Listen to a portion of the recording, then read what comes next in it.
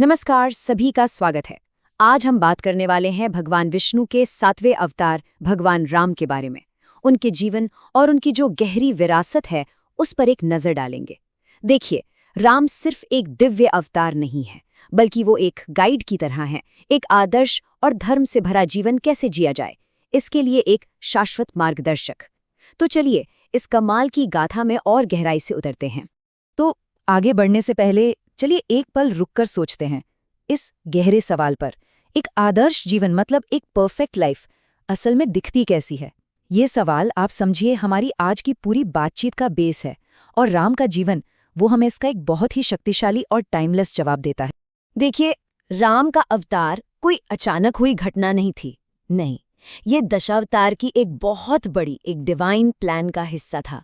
एक ऐसा प्लान जो लाइफ और धर्म के इवोल्यूशन को दिखाता है। तो चलिए देखते हैं कि राम इस इवोल्यूशन की चेन में कहाँ और क्यों फिट बैठते हैं। ये जो दशावतार है ना, ये असल में एक एवोल्यूशन की जर्नी है। शुरुआत हुई मत्स्य अवतार से, जहां प्रेजर्वेशन यानी संरक्षण था। फिर कूर्म अवतार से स्टेबिलिटी यानी स्थिरता आई। उसके बाद वराह अवतार ने रेस्क्यू किया, नरसिंह ने प्रोटेक्शन दिया। और फिर देखिए, वामन अवतार से ह्यूमिलिटी यानी विनम्रता, और परशुराम से एक कड़ा सुधार आया। हर एक अवतार ने, आप कह सकते हैं, अगले अवतार के लिए एक मजबूत फाउंडेशन तैयार किया। और इस पूरी यात्रा का जो सबसे रिफाइंड ह्यूमन फॉर्म था, वो राम के रूप में सामने आया। लेकिन यहाँ एक बहुत बड़ा फर्क है। जो पिछले अवतार थे, उन्होंने अपनी जबरदस्त शक्तियों से इंटरवीन किया, मतलब हस्तक्षेप किया। पर राम का मकसद कुछ और ही था, बिल्कुल यूनिक। उनका मिशन सिर्फ दखल देना नहीं था, बल्कि एक आदर्श इंसान का जीवन जीकर ये दिखाना था कि भाई, धर्म का पालन आखिर किया कैसे जाता है। उन्होंने सिस्टम को, व्यवस्था को अपने आचरण और कैरेक्टर से स्थापित किया, अपनी दिव्य शक्तियों के चमत्कार से नहीं। और बस इसी वजह से उन्हें एक बहुत ही खास उपाधि मिली, मर्यादा पुरुषोत्तम। ये सिर्फ एक नाम नहीं है, ये उनके होने का, उनके पूरे अस्तित्व का सार है। तो इसका मतलब क्या है? मर्यादा पुरुषोत्तम का सीधा सा मतलब है वो इंसान जो मर्यादा यानी एथिकल कंडक्ट में सबसे उत्तम हो। राम को ये उपाधि इसीलिए मिली क्योंकि उन्होंने अपनी जिंदगी के हर एक पहलू में मोरालिटी और वर्च्यू के हाईएस्ट स्टैंडर्ड्स को रिप्रेजेंट किया, और इसी वजह से वो पूरी मानवता के लिए एक परफेक्ट मॉडल बने। सोचिए जरा, राम ने चमत्कारों पर डिपेंड नहीं किया। उन्होंने धर्म कैसे स्थापित किया? एक बेटे के तौर पर अपने पिता का वचन मानकर, एक पति के रूप में सीता के प्रति पूरी तरह डेडिकेटेड रहकर, और एक राजा बनकर न्याय के लिए कमिटेड रहकर। उनकी जिंदगी इस बात का सबूत है, इस टाइमलेस ट्रूथ का, कि असली महानता ताकत में नहीं बल्कि कैरेक्टर में होती है। और राम के इस असाधारण जीवन की पूरी कहानी वो हमें मिलती है दुनिया के सबसे बड़े महाकाव्यों में से एक, रामायण में। पर रामायण सिर्फ एक कहानी नहीं है, ये तो एक केस स्टडी है, एक बहुत गहरी स्टडी कि मुश्किल से मुश्किल हालात में भी धर्म को कैसे निभाया जाता है। अगर रामायण के कोर कॉन्फ्लिक्ट को देखें ना, तो वो है धर्म और अहंकार के बीच की एक कभी न खत्म होने वाली लड़ाई। एक तरफ है राम, जो धर्म, डिसिप्लिन और ड्यूटी को रिप्रेजेंट करते हैं, और दूसरी तरफ है रावण, जो ईगो, अनकंट्रोल्ड डिजायर और ज्ञान के गलत इस्तेमाल का प्रतीक है। ये हमें बहुत ही शानदार तरीके से दिखाता है कि ये लड़ाई सिर्फ बाहर नहीं है, असल में ये हर इंसान के अंदर चलने वाली एक गहरी लड़ाई है। राम के कैरेक्टर का सबसे बड़ा टेस्ट तब आता है जब वो अपने पिता के दिए वचन का मान रखने के लिए खुशी खुशी 14 साल का वनवास स्वीकार कर लेते हैं। ये वो पल है जो उनके पूरे कैरेक्टर को डिफाइन करता है, अपनी इच्छा से ऊपर कर्तव्य को चुनना। और वनवास की इन्हीं मुश्किलों के बीच उनकी पत्नी सीता का अपहरण हो जाता है राक्षस राजा रावण के द्वारा। और यहीं से मंच तैयार होता है इतिहास की सबसे बड़ी लड़ाइयों में से एक का। पर यह लड़ाई सिर्फ सीता को बचाने की नहीं थी।